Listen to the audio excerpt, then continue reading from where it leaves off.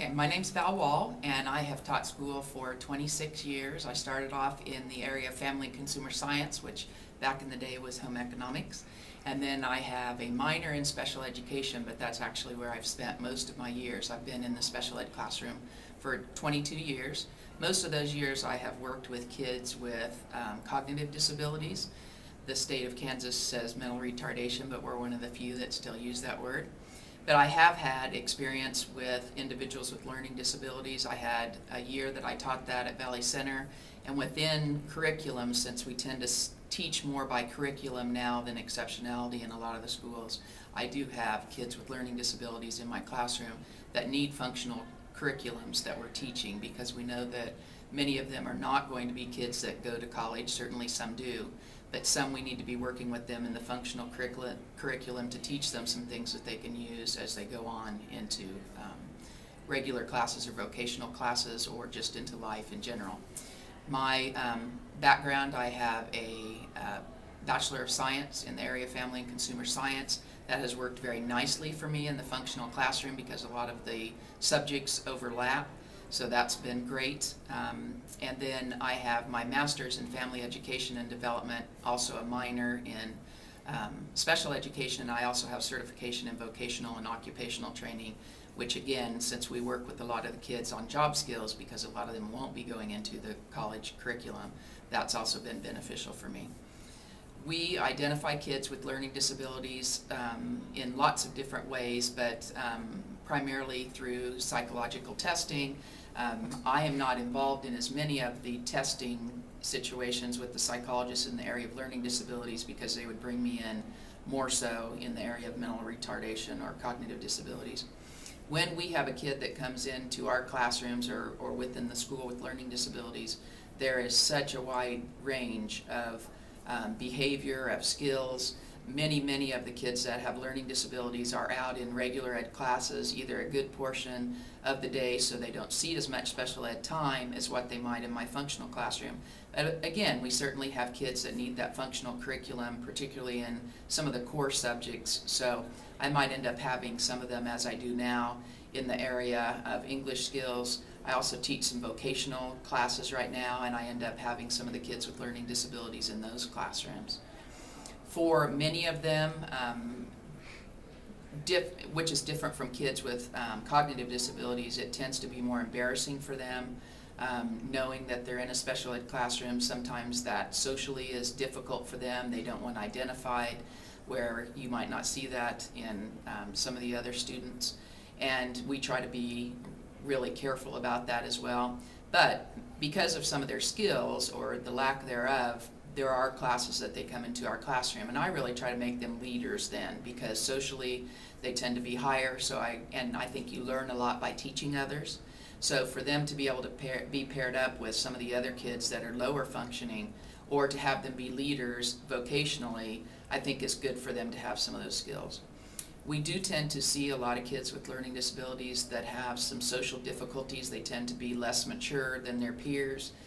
Sometimes they have a little bit of bitterness to them because of having that exceptionality, and again, may have been embarrassing, or they're frustrated. I think one of the biggest differences I see with the kids with cognitive disabilities versus a kid with learning disabilities is the kids with learning disabilities know that things are hard for them. And so because of that, you sometimes see behavior that develops from that as well. So you may have them have some anger or frustration, or again, immaturity, but certainly not with all. And again, I don't think you can ever make sweeping stereotypes on any kind of exceptionality.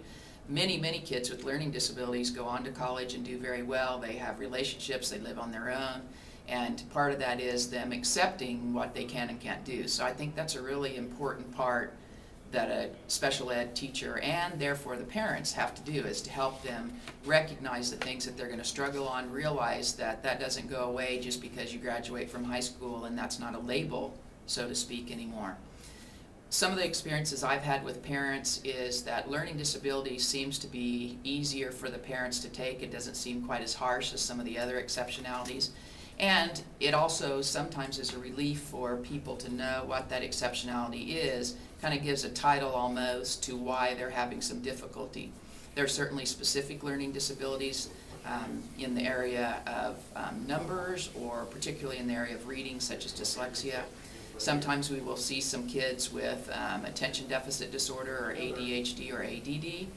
And again, that tends to end up playing into behavior. Sometimes that's actually staffed as other health impaired rather than in the learning disabled classroom. But the way that they're doing classrooms now with mixing kids based on curriculum and what they need is actually better, I think, because we can have them come in and mix them and teach them the things they need, but have them out in classes for other things as well. Okay. Did you have a speech language pathologist work with any of your students with LD? We did. We have several. Again, whenever you meet on an IEP, you're going to look at all the different kinds of services that are needed.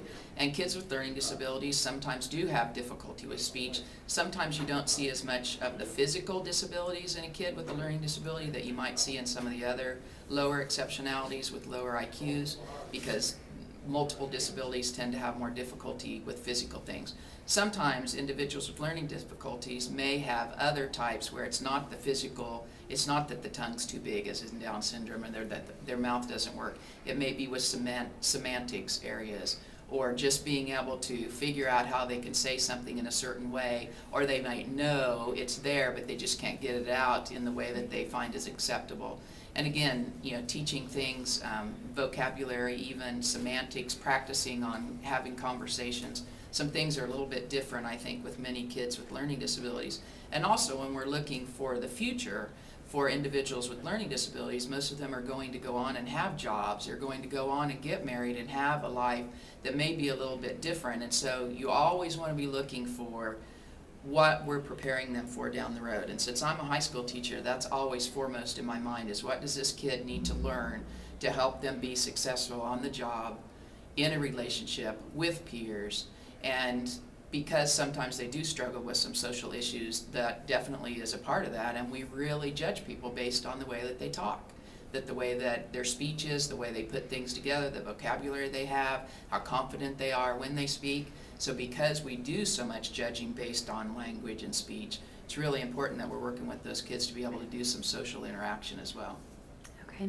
And in our class, we touched on the No Child Left Behind Act. What's your opinion on that, and how did that affect your work in the classroom? Well, if I could make a whole lot of faces right now, I would do that. I really, really, really do not like No Child Left Behind. And the reason I don't like it is because I think it's taken away the things that we really need to teach kids. So if we go again to the kids that really need some of that functional curriculum, so much of things are geared towards college curriculum type kids, testing scores, and then because we have to teach to the test, which we do, then we miss out on a lot of things that these kids need to do, and there's only so much time in the day and classes to be able to afford to do that, but then we have to push them towards those other things. I have had experiences with administration where they asked me to read a reading test so that a kid can read better. Well, that's not a reading test, it's a listening test then. I have had some kids that aren't able to take some of those tests, so we now have alternate assessments, and there are certainly kids with learning disabilities. If you haven't ever seen a alternate assessment, they're horrible. I think we're already assessing them through the IEP, so with some of the testing that goes on, the amount of time that teachers have to spend, we have burnout from that. I don't think we're able to teach. I love to teach kids and I love kids, but so much of my time is spent on testing and some of the things that we have to do because of this law that it takes a lot of the fun out of teaching. If I could just go in and teach and do the things that these kids need, that would be a whole different situation than what we've been put into based on the law of No Child Left Behind. Really, really, really, really do not like No Child Left Behind. All right. Thank you. You're welcome.